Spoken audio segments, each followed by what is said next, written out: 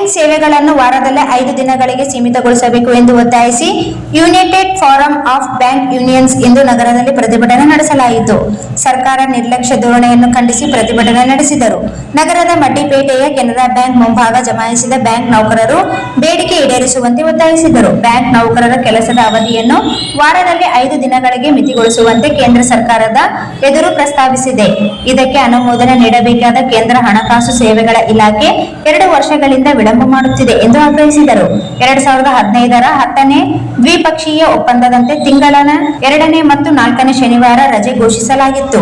ಉಳಿದ ಶನಿವಾರಗಳನ್ನು ರಜೆ ಮಾಡುವ ಭರವಸೆಯನ್ನು ಸರ್ಕಾರ ಹಾಗೂ ಭಾರತೀಯ ಬ್ಯಾಂಕ್ಗಳ ಸಂಘಟನೆ ನೀಡಿದ್ದರೂ ಇದುವರೆಗೆ ಅನುಷ್ಠಾನಗೊಂಡಿಲ್ಲ ಎಂಬ ಆರೋಪ ಕೇಳಿಬಂದಿದೆ. 2023ರಲ್ಲಿ ನಡೆದ ಚರ್ಚೆಗಳ ಬಳಿಕ ಸೋಮವಾರದಿಂದ ಶುಕ್ರವಾರದವರೆಗೆ ಕೆಲಸದ ಅವಧಿ ಹೆಚ್ಚಿಸಿ ಎಲ್ಲ ಶನಿವಾರ ರಜೆ ಘೋಷಿಸುವ ಪ್ರಸ್ತಾವನೆ ಸರ್ಕಾರಕ್ಕೆ ಸಲ್ಲಿಸಲಾಗಿದೆ. ಆದರೆ ಇನ್ನೂ ಅನುಮೋದನೆ ಸಿಕ್ಕಿಲ್ಲ ಎಂದು ಯುಎಫ್ಬಿಯು ಅಸಮಾಧಾನ ವ್ಯಕ್ತಪಡಿಸಿದೆ. ಆರ್ಬಿಐ, ಎಲ್ಐಸಿ, ಜಿಐಸಿ ಸೇರಿದಂತೆ ಹಲವು ಹಣಕಾಸು ಸಂಸ್ಥೆಗಳಲ್ಲಿ ಈಗಾಗಲೇ ವಾರಕ್ಕೆ 5 ದಿನಗಳ ಕೆಲಸಕ್ಕೆ ವ್ಯವಸ್ಥೆ ಜಾರಿಯಲ್ಲಿರುವುದರಿಂದ ಬ್ಯಾಂಕುಗಳಲ್ಲೂ ಇದೇ ವ್ಯವಸ್ಥೆ ಜಾರಿಯಾಗಬೇಕೆಂದು ಆಗ್ರಹಿಸಿದರು.